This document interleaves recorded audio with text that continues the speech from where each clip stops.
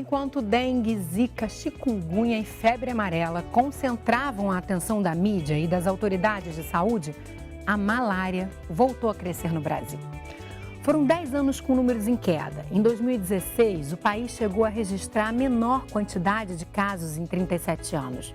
Mas em 2017, houve um aumento de mais de 50% em relação ao ano anterior. E em 2018, os números continuaram subindo. É por isso que hoje é tão importante falar sobre a malária. Vamos entender quais são os hábitos do mosquito transmissor da doença e como é possível evitar a infecção. Você vai ver que ainda não existe vacina contra a malária, mas há tratamento e o medicamento está disponível no SUS. Essas e muitas outras informações você confere agora. O Ligado em Saúde já está no ar. Olá, meu nome é Cláudio Mairovich, eu sou sanitarista da Fiocruz de Brasília. Olá, Cláudio, como vai? Tudo bem? Tudo bem? Seja bem-vindo aqui ao Ligado em Saúde. É um prazer estar aqui. Obrigada, prazer é nosso te receber. Cláudio, a gente teve anos de queda, né, dos números de casos, dos casos das infecções por malária. Em 2017, essa surpresa ao ver que a malária voltou a crescer no Brasil. O que aconteceu? Aparentemente, nós temos dois componentes. Um que é difícil de ser abordado, que é da natureza. Houve um certo aumento de malária em boa parte do mundo.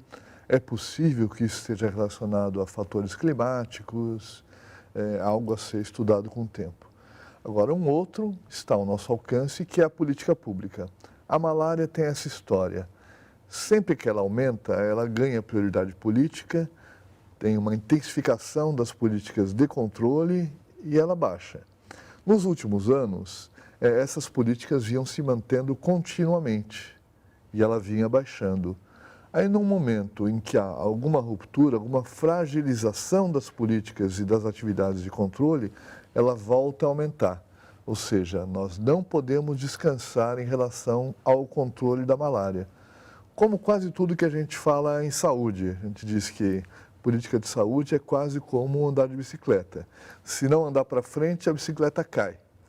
Na malária é a mesma coisa, não adianta a gente achar que está satisfeito porque tem uma curva de diminuição. Se não houver avanço, se não houver novas iniciativas, ela volta a aumentar. E a gente teve uma concorrência aí de outras doenças, vamos dizer assim, né, transmitidas por mosquito. Concorrência talvez não seja a palavra mais adequada, mas é claro que elas tomam lugar também na mídia, são doenças que estão no meio urbano, né, nas cidades, dengue, zika, chikungunya, a febre amarela também. Então, isso também faz com que haja um deslocamento, né, dessa atenção e dos próprios investimentos em saúde, né?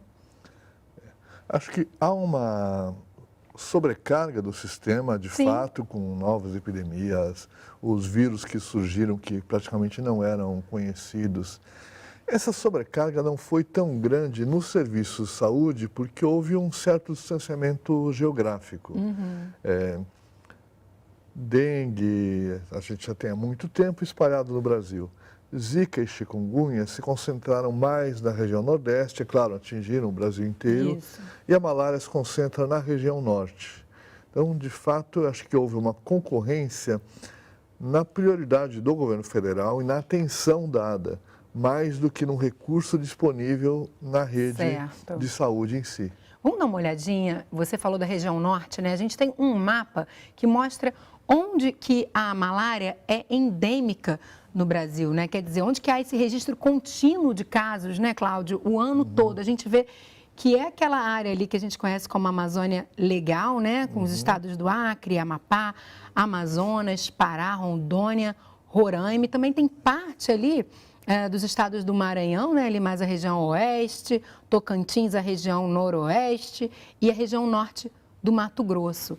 Quer dizer, essa área que tem essa característica mesmo da região amazônica, né? Dessa área mais, dessa natureza mais densa. Isso fala um pouco sobre os hábitos desse mosquito, o Anopheles, não é isso?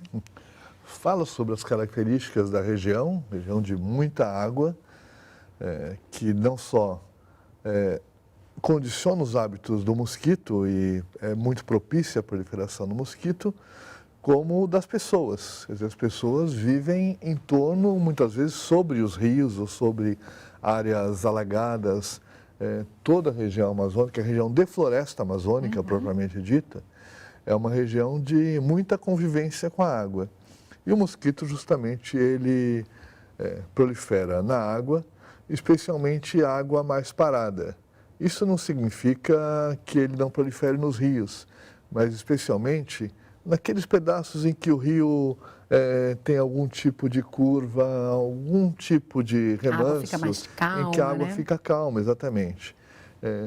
Existem espécies diferentes do mesmo mosquito. Alguns preferem coleções de água que ficam expostas ao sol, outros preferem a sombra. Agora, em comum entre eles é que eles habitam a água, muitas vezes próxima das pessoas.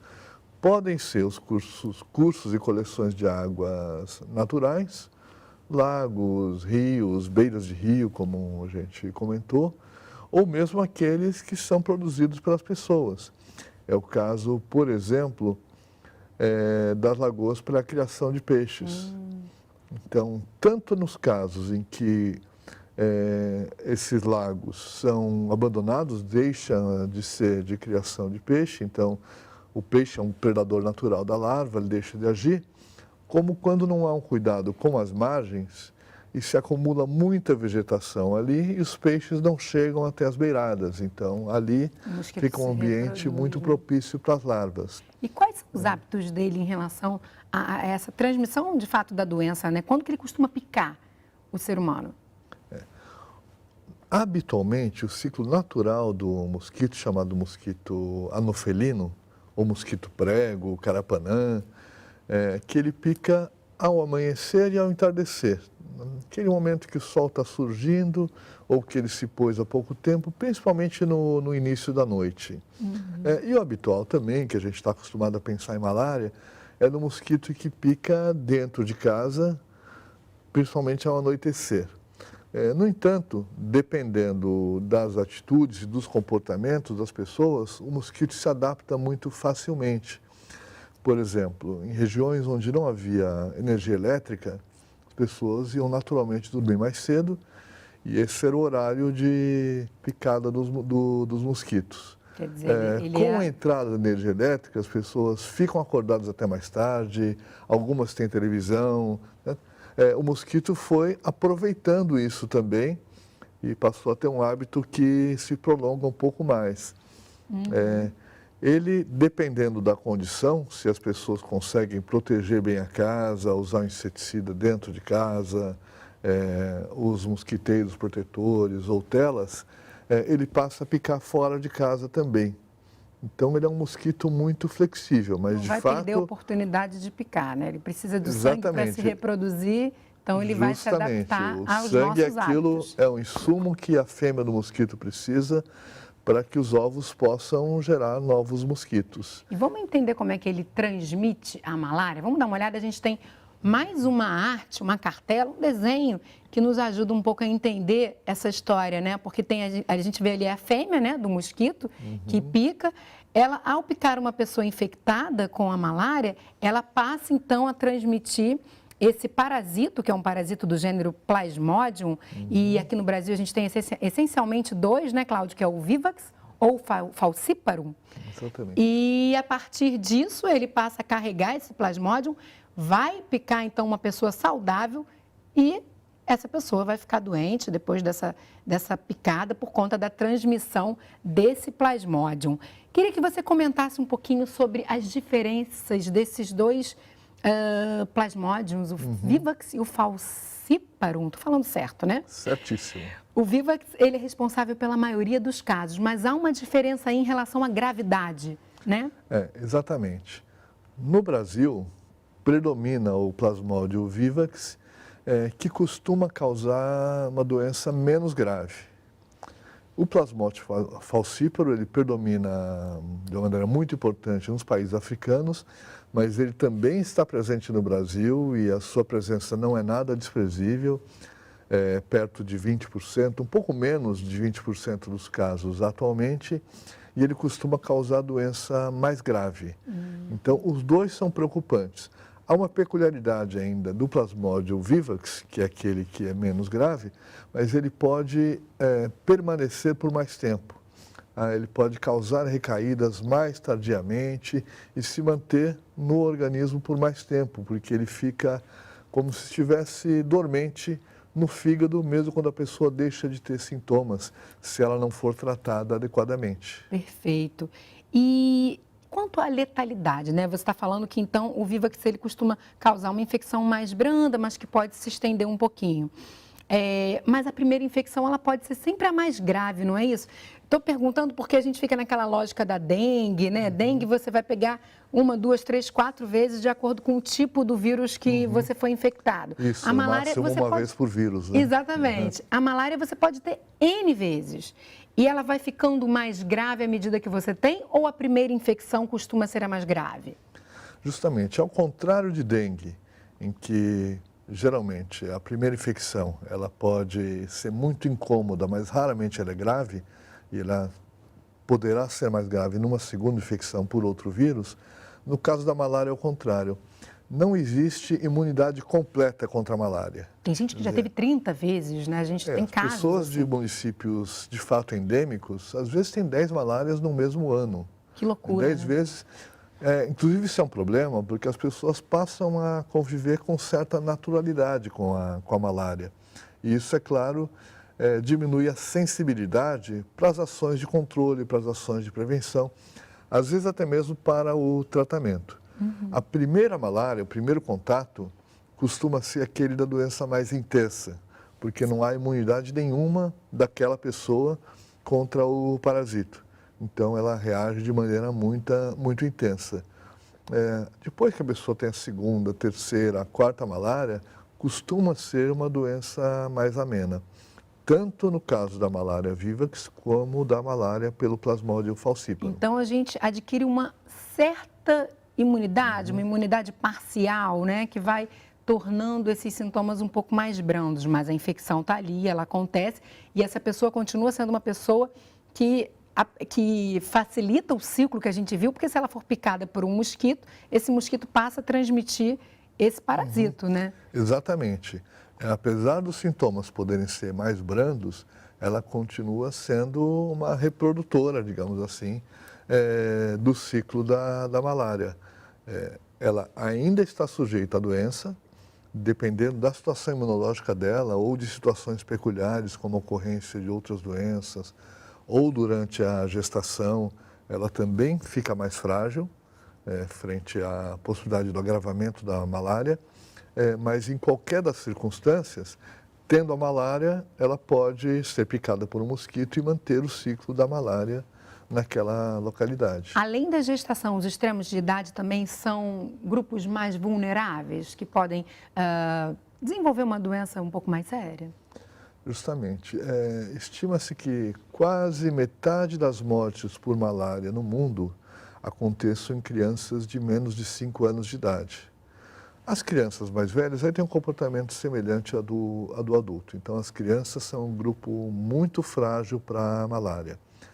Além das crianças, os idosos, a depender da sua condição física, não é a idade em si, mas é a possibilidade de que haja outras doenças. Comorbidades, né? Exatamente.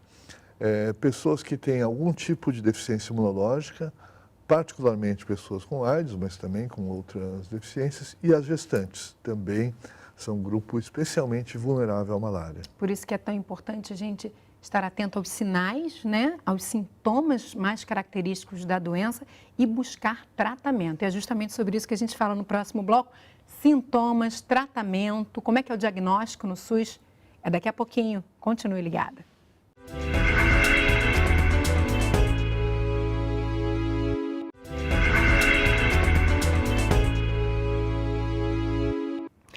O Ligado em Saúde está de volta, hoje conversando sobre a malária, doença que voltou a subir, os casos voltaram a crescer no Brasil depois de anos de queda. E quem está conversando com a gente sobre esse assunto é o médico sanitarista da Fiocruz, Cláudio Maierovitch. A gente tem agora, Cláudio, uma animação gráfica que vai falar um pouquinho sobre como o parasito se comporta no organismo e quais são os sintomas que aparecem a partir daí. Vamos dar uma olhada?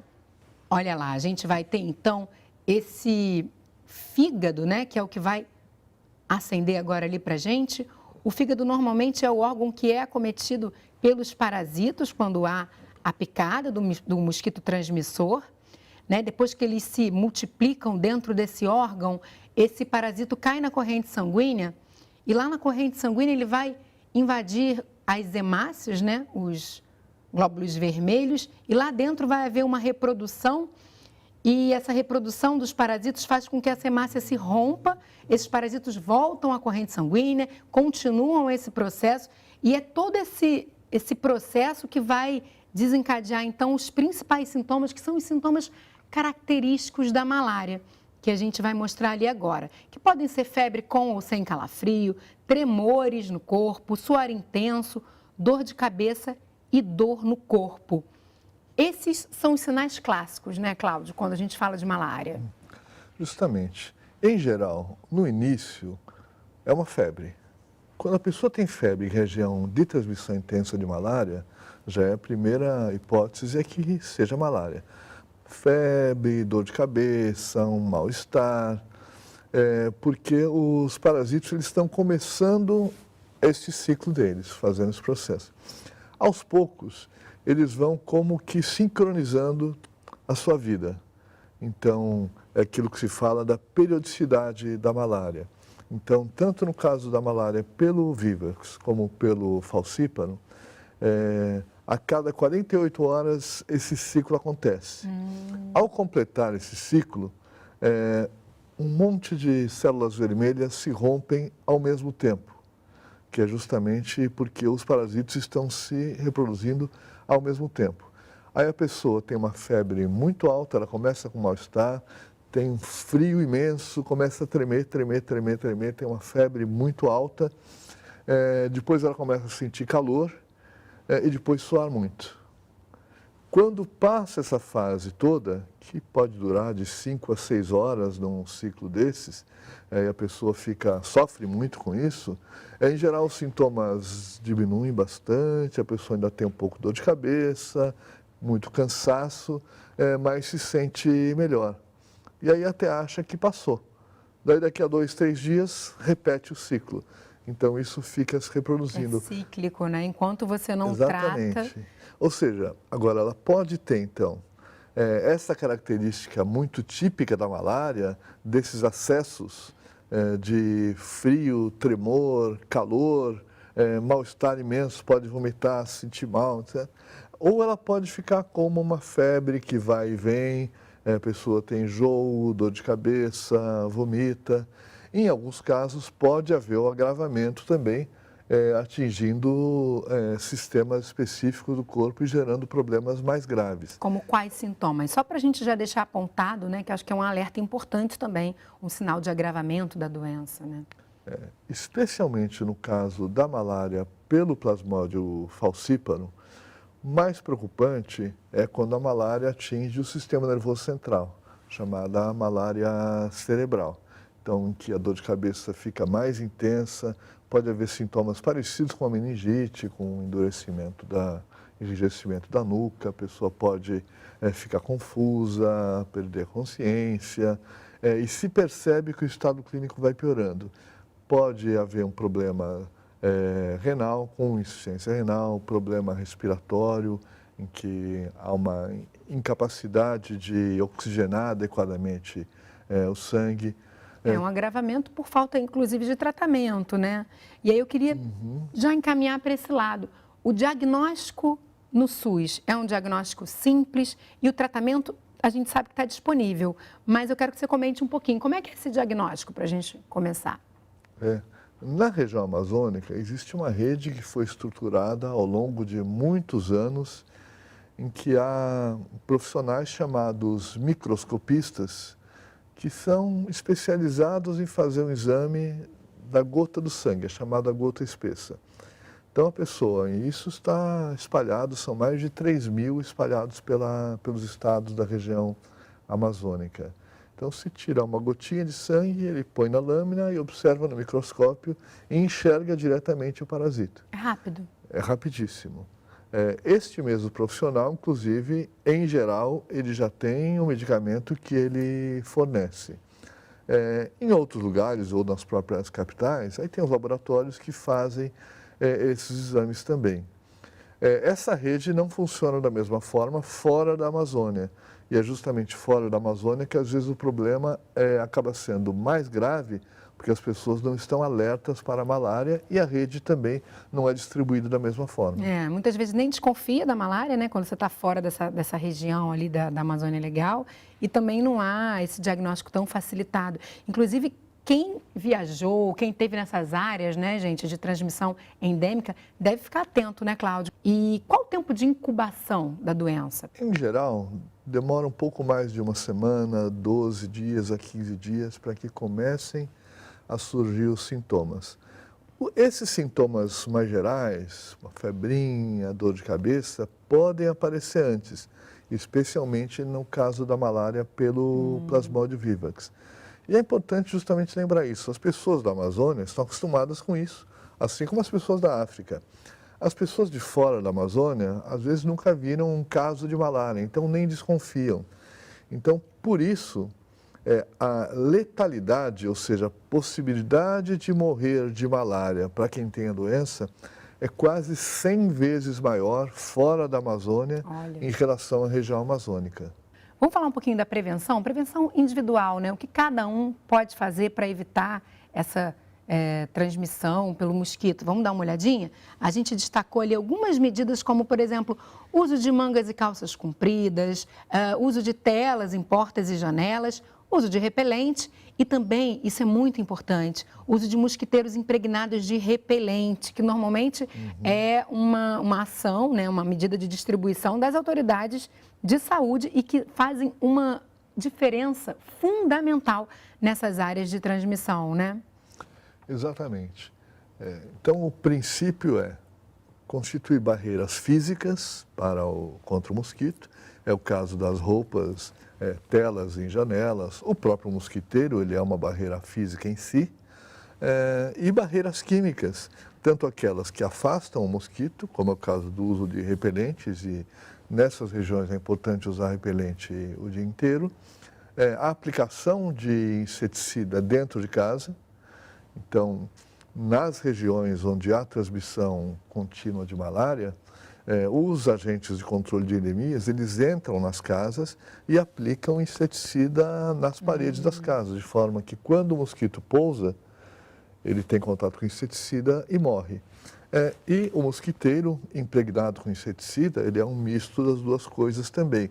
Lembrando que essas ações têm que ser contínuas. Agora, em junho de 2018, o Paraguai conseguiu a certificação de eliminação da malária, né? Quais são os obstáculos maiores aqui no Brasil para que a gente também alcance esse feito? Vamos lembrar, boa parte do mundo tinha malária. Tinha malária na Europa, malária nos Estados Unidos.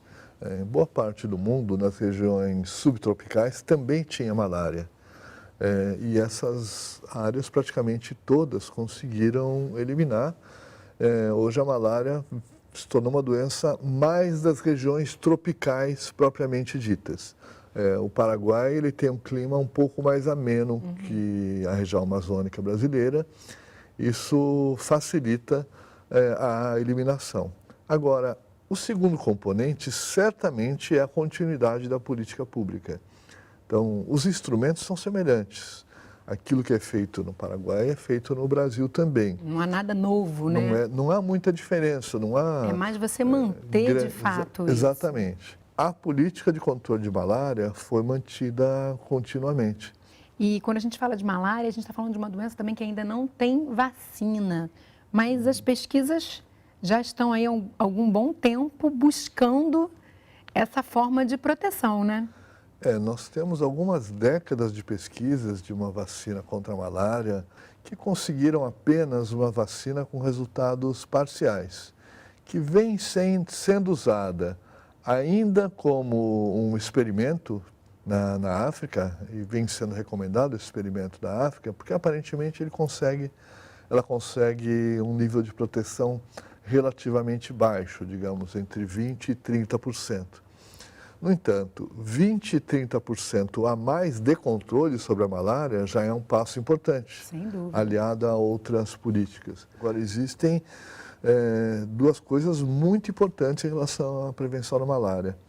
A primeira se refere ao saneamento ambiental, quer dizer, aquelas condições ambientais que facilitam a proliferação do mosquito têm que ser cuidadas, seja com a retificação de cursos de água, com a limpeza ao redor de lagos, lagoas, Isso etc., não para que depende os do peixes cidadão comum. cheguem ali. O cuidado nas grandes intervenções ambientais, como a construção de barragens, isso tudo mexe com o meio ambiente. E o segundo aspecto é que o tratamento de quem tem malária, nós comentamos isso, ele é tão importante para a prevenção como as outras medidas, porque se não tiver gente com malária, deixa de haver mosquito com malária e cessa a transmissão. Quer dizer, várias medidas aí importantes para que a gente, quem sabe, no futuro consiga também eliminar a malária, né? Está nas nossas expectativas. É possível. Certo. É possível, né? Muito obrigada, Cláudio. Obrigada por suas explicações, viu? E até uma próxima. Até. Agradeço a possibilidade de estar aqui. Muito obrigada. A gente também te agradece. E o Ligado em Saúde de hoje fica por aqui, mas no nosso site você pode rever este e todos os outros programas que nós já fizemos. E para enviar sugestões de tema, você pode entrar em contato pelo e-mail ligado@canalsaude.fiocruz.br ou então pode ligar para a gente para o 0800 701 8122 e ainda dá para falar com a equipe do programa pela nossa página no Facebook. É só curtir. Eu te encontro no próximo Ligado em Saúde. Até lá!